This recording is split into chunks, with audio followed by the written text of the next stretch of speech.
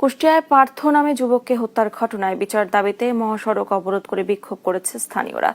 সোমবার সকাল 11টায় শহরের জুগিয়া পালপাড়া এলাকায় এই বিক্ষোভ হয়।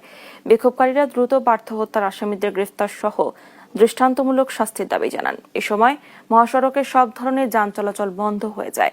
পরে প্রশাসনের আশ্বাসে সড়ক ছেড়ে দিলে 1 ঘণ্টা পর যান চলাচল স্বাভাবিক হয়। এর আগে গেল 5 মার্চ পূর্ব শত্রুতার জেরে পার্থকে দেশীয় অস্ত্র দিয়ে কুপিয়ে হত্যা করে কিশোর গ্যাংয়ের সদস্যরা।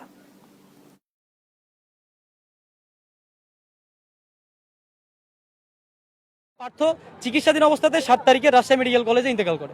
আজকে 25 দিন অতিবাহিত হওয়ার পরেও প্রশাসন এখনো পর্যন্ত আমাদের কোনো সুষ্ঠু ন্যায় বিচারের কোনো দৃষ্টান্তই দেখাইতে পারে নাই, যার ফলশ্রুতিতে আজকে আমরা সবাই একত্রিত হয়ে এলাকাবাসী সবাই একত্রিত হয়ে আবার একটি মানববন্ধন এবং প্রতিবাদ সমাবেশের আয়োজন করেছি।